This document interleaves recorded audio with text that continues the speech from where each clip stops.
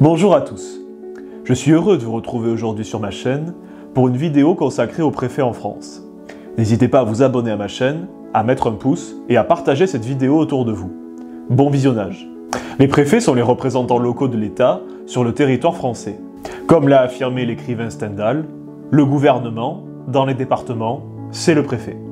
La création des préfets remonte à la loi du 28 Pluviose en 8, promulguée par la volonté de Napoléon Bonaparte. Le 28 Pluviose en 8, dans notre calendrier, c'est le 17 février 1800.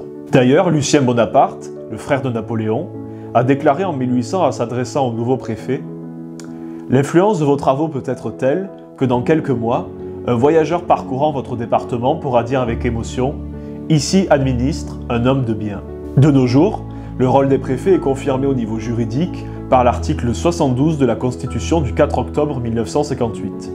Cet article indique « Dans les collectivités territoriales de la République, le représentant de l'État, représentant de chacun des membres du gouvernement, à la charge des intérêts nationaux, du contrôle administratif et du respect des lois.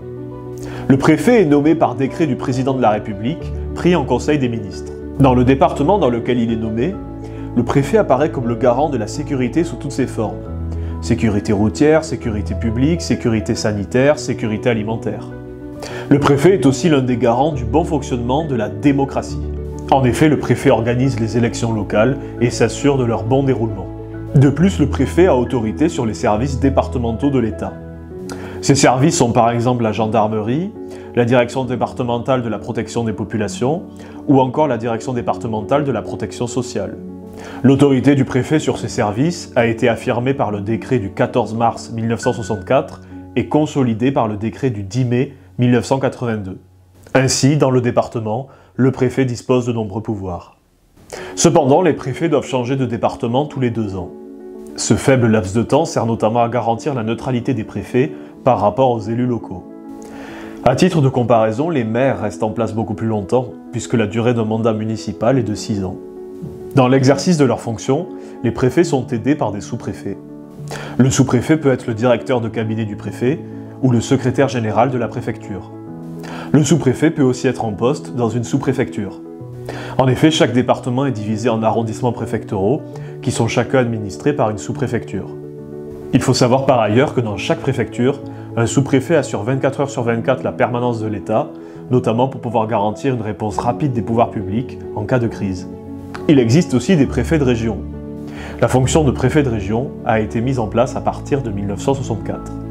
Le préfet d'une région est toujours le préfet du département chef-lieu de la région. Par exemple, le préfet du département de la Haute-Garonne est aussi le préfet de la région Occitanie. Le préfet de région a autorité sur les préfets de département. En France, les préfets apparaissent comme l'une des incarnations d'une conception de l'État destinée à servir l'intérêt général. La préfecture est l'une des illustrations des politiques de déconcentration, qui visent à transférer des prérogatives de l'État à l'échelon local. La déconcentration a pour but de rendre l'action de l'État plus proche des citoyens et donc plus efficace. Finalement, la déconcentration apparaît comme une illustration de la phrase suivante « On peut gouverner de loin, mais on administre bien que de près ». Je vous remercie vivement d'avoir regardé cette vidéo. Bonne journée à tous et à très bientôt.